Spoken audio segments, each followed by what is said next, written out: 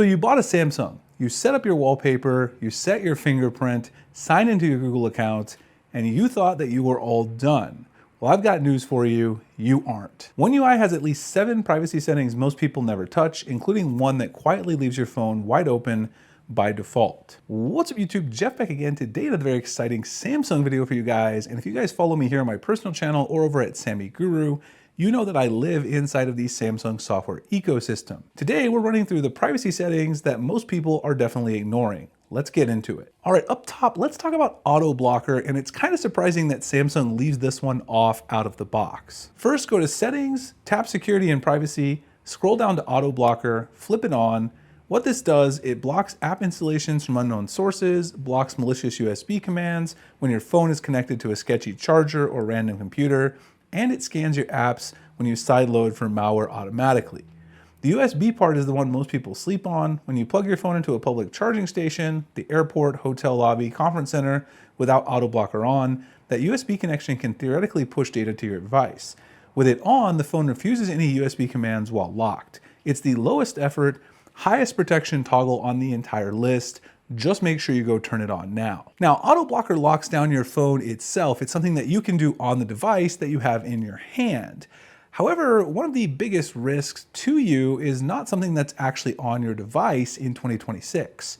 Check this out. That right there, none of that is something that a One UI setting can fix. Your home address, phone number, relatives' names, where you used to work. There are hundreds of companies called data brokers whose entire business model is collecting that information and selling it to anyone, marketers, scammers, stalkers, people with grudges. And according to the Identity Theft Resource Center, data breaches went up 211% from 2023 to 2024 alone. Incogni is the sponsor of today's video, and they solve exactly this problem. You sign up, you authorize them once, and they go contact every data broker on your behalf to get your information pulled down. They keep doing it on repeat because brokers relist your data. Incogni is independently verified by Deloitte, the first and only service in this space to be.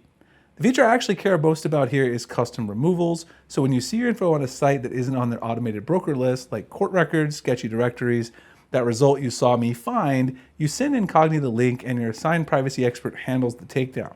That's available on the unlimited and family unlimited plans. Take your personal data back today with Incogni. Use code JSpringer, which is also here on the screen, the pinned comment description, to get 60% off an annual plan. The link is in the description and the pinned comment, 30-day money-back guarantee, so if it doesn't do what they say it does, you get your money back. I definitely recommend trying it. All right, moving on to our next setting, and this is the privacy dashboard, and most Samsung users don't know that this is even there. In security and privacy, tap Permission Manager. You can see every app on your phone sorted by what permission they have: camera, microphone, location, contacts. Tap any category and you get a list of every app that's ever asked for access. Now back out and tap the privacy dashboard. This is the kicker. It shows you a timeline of every single time an app accessed your camera, mic, or location over the past 7 days, down to the minute. I ran this on my own phone last week and was genuinely surprised at how often one shopping app was checking my location. Spoiler, it's now in the ask every time bucket. Look at yours, you'll start pruning permissions immediately. Now, the next thing on my list is to go audit your Samsung account. Most of you set this up on day one when you get your device and you never look at it again, and that's a big mistake. Go to settings, tap your name at the top, hit security. 2 things to check. First, manage devices. Every device that's ever signed into your Samsung account is listed here. If you see an old phone you sold 3 years ago still on that list, make sure you log out of it right now. Second, 2-step verification. If it's off, make sure you turn it on. Your Samsung account's connected to Samsung Pay, Find My Mobile, the Galaxy Store, and your cloud backups. Somebody getting in there is a much bigger problem than someone getting into your Instagram or other socials. The next setting is maintenance mode, and this one is incredibly underused by most Galaxy users and incredibly underrated in my opinion. Go to settings, battery, and device care, scroll down, and find maintenance mode. When you flip this on and reboot, your phone basically creates a guest account. The repair tech can power it on, run diagnostics, test the camera, do whatever they need to do to help you out without ever seeing your photos, your messages, your apps, or your accounts. Use this every single time your phone goes in for service.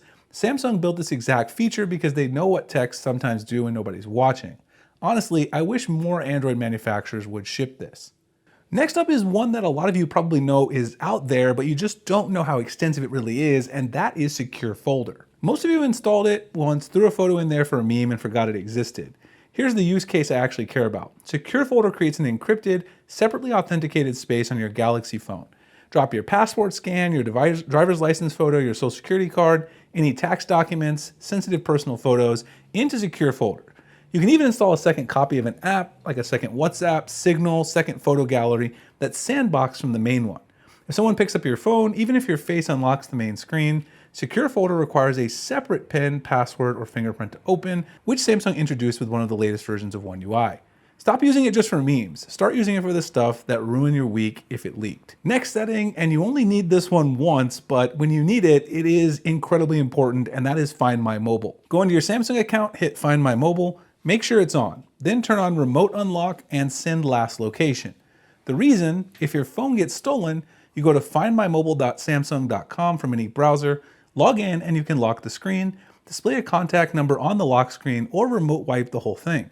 So set this up before you need it, not after. And that's it. That's my One UI privacy checklist that most people don't even know exists. You've got auto blocker on, privacy dashboard checked, Samsung account audited, maintenance mode for repairs, secure folder used properly, Find My Mobile dialed in, and Incogni doing the work on the data your phone can't reach. Drop a comment with the One UI setting that you use or you wished more people use that lots of people don't know about. I'll pick the best ones and pen them below. We can chop it up in the comments. If you guys enjoyed these videos and want to see more Samsung content coming back to my personal channel, definitely let me know. Huge shout out to our sponsors, Incogni, who made that possible. Being able to make Samsung content is great when we find a great sponsor that it kind of fits, so we hugely appreciate them. Check that out in the pinned comment description below. Highly recommend their service to get rid of those data brokers. Appreciate you guys checking out this video, and of course, I'll see you guys in the next one.